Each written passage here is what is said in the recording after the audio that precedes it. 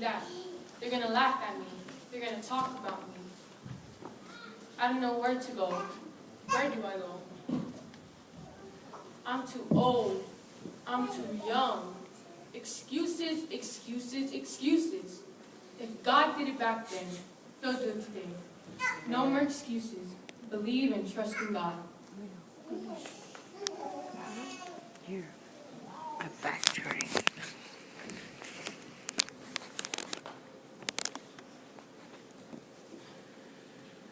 The angel of the Lord appeared to him and said to him, "The Lord is with you, O valiant warrior." The Lord looked at him and said, "Go in this your strength and deliver Israel from the hand of Midian. Have I not sent you?" God, how shall I deliver Israel? I'm poor, insignificant, and way too young. "I will be with you and empower you to do what I call you to do."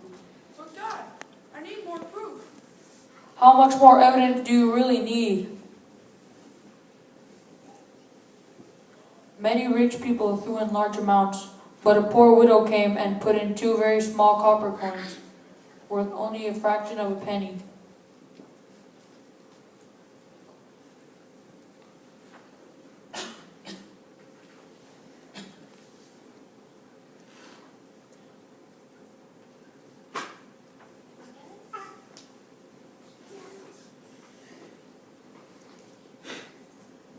Jesus said, "I tell you the truth.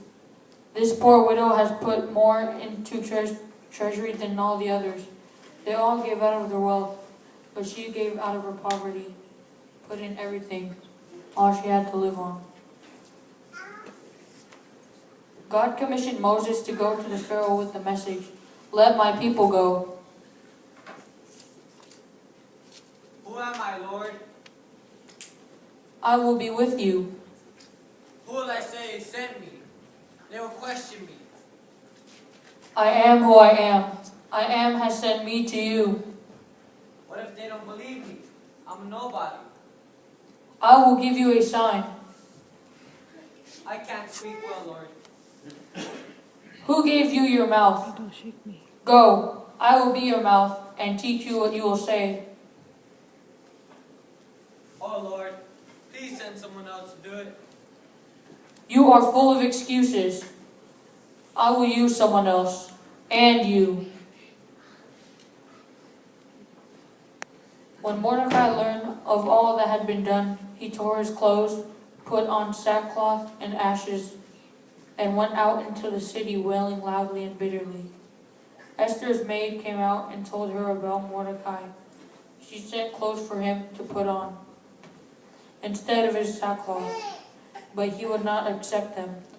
Esther summoned one of the king's Egypt and ordered him to find out what was troubling Mordecai and why. Mordecai told him everything that happened and told him to urge her to go into the king's presence to beg for mercy and plead him for her people. He wants me to go before the king. He wants me to go before the king.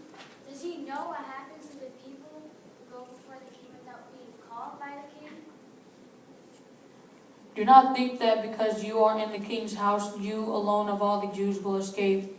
For if you remain silent at this time, relief and deliverance for the Jews will arise from another place.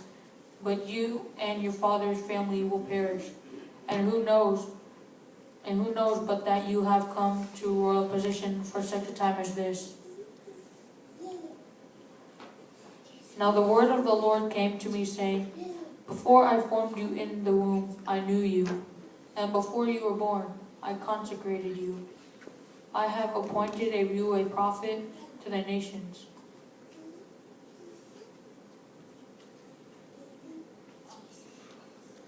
Lord, I don't know how to speak. I'm just a child. Do not say, "I am only a child." You must go to everyone I send you and say whatever I command you. Do not be afraid of them, for I am with you and will rescue you. We've all made excuses, just like some of the people in the Bible. Just like these people, God still used them, and He can use all of us. So stop making excuses. God can use you just like He's using us kids. Show his face. Choose to live for Him. No more excuses. Trust and believe. God can turn it around.